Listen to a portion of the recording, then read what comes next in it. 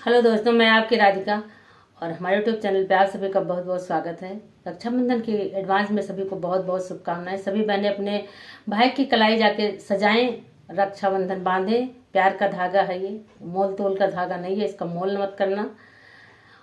और आशीर्वाद दीजिए, आशीर्वाद लीजिए। अगर इसका मोल भाव हो गया तो इस धागे का कोई महत्व नहीं रह जाएगा। ये हमारे आपके रिश्ते को मजबूत करने वाला धागा है, ना कि ये रुपए पैसे और साड़ी का धागा है। हम तो और करना भी नहीं चाहिए। और किसी का भाई नहीं आ पाया या किसी बहन नहीं जा पाई, किसी को इसका भी मलाल नहीं करना चाहिए।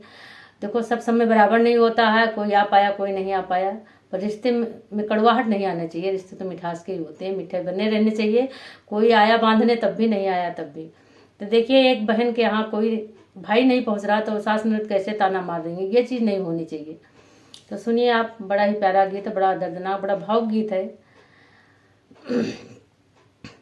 बड़े घर में ब्याही बाहिनिया तो रानी महारानी होवे, रानी महारानी होवे हो। सखिया आई गए सावाना माहिनवा तो राखिया के दिनवा तो राखिया के दिनवानु हो। सखिया आई गए सावाना हिनवा तो राखिया के दिनवा तो राखिया के दिनवानु हो। बड़े घर में ब्याही बाहिनिया तो रानी महारानी होवे, रानी महारानी होवे हो। सखिया आई गए सावाना हिनवा तो राखिया के दिनवा तो राखिया हे दिनवानु हो। सासु ननद ताना मारै बिरहा बोलिया, बोलै बिरहा बोलिया बोलाई हो।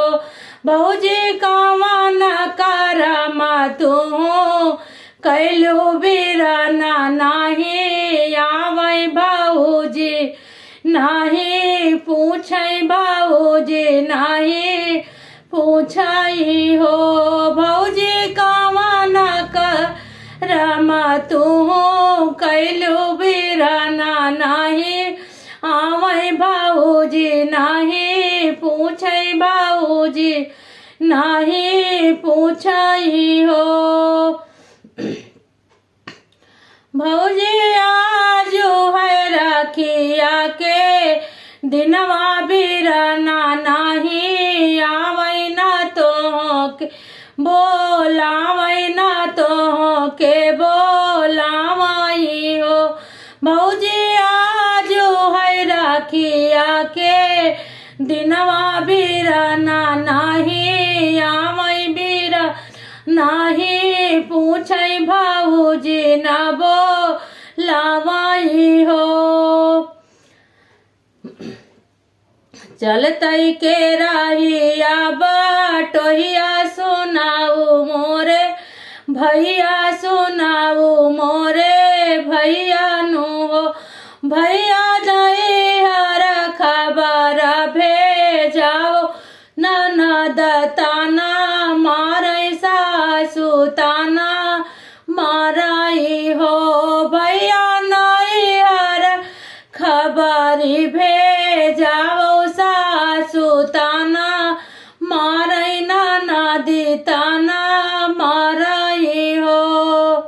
द्वारे पे ठाढ़े बटोहिया खबरी पहुँचावई, खबरी पहुँचावई हो।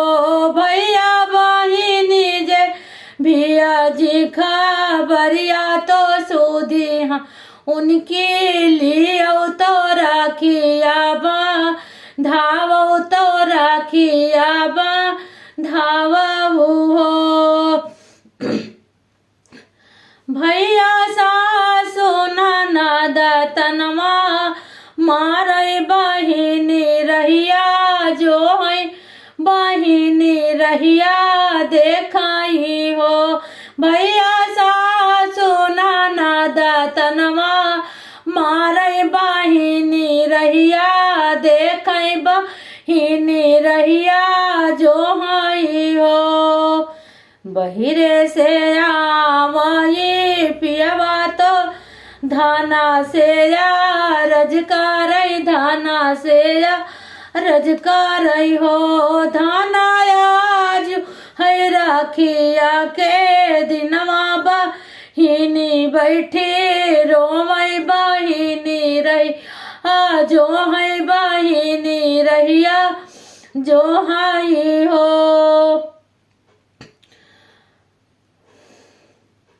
बोलिया तो तू पियवा बोला तो बोला ही ना जाना तो बोला ही ना जाना हो। पियवा बड़े घर ब्याही बहिनिया का लैके जाबा छूछ कैसे जाबा छूछाई कैसे जाब्याहू हो। पियवा बड़े घर में ब्याही बहिनिया छूछाई कैसे जाबा काऊ लैके जाब्याहू हो।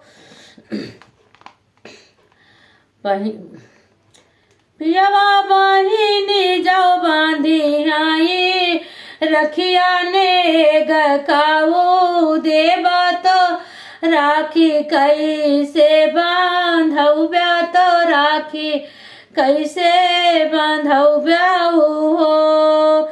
यतनी बचाना सुने पियवा तो नाई नाला लित भाए नाई नाला लित भाए हो। धाना दाई दे पानी चूनरिया बहिनी दाई आयत तो राखिया बांधाइत तो राखी बांधाइती हो। धाना दाई देत्यो पानी चो नरिया तो राखिया बांधाइत बहिनी दाई आयत बहिनी दाई आयती हो। बीती गाये दिना दोपहरिया सा झावा काये जुनिया साझावा के जुनियाई हो। सखिया अंगनम ठाड़ी बहिनिया सुसु की सुखी रोवे सुसु की सुखी रोवे हो। सखिया अंगनम ठाड़ी बहिनिया सुसु की सुखी रोवे सुसु की सुखी रोवे हो। द्वारे पे ठाड़े भये भैया तो बहिनी बहिनी करे बहिनी बहिनी करे हो। बहिनी आई गाये वीराना तो हारा तो राखिया बांधई तो किया बांधई हो। दौड़ी दौड़ी बहिनी जे आवई तो नाये नाला लितरा है नाये नाला लितरा है। आंसुआ पोछन लागी आंसुआ पोछन लागे भाईया भेटन लागे भाईया भेटन लागे हो। बहिनी कहाँ गई सासु नदिया पियरिया लई आयो चुनरिया ओढ़ावो चुनरिया ओढ़ावो हो। बहिनी कहाँ गई सासु नदिया चुनरिया लई आयो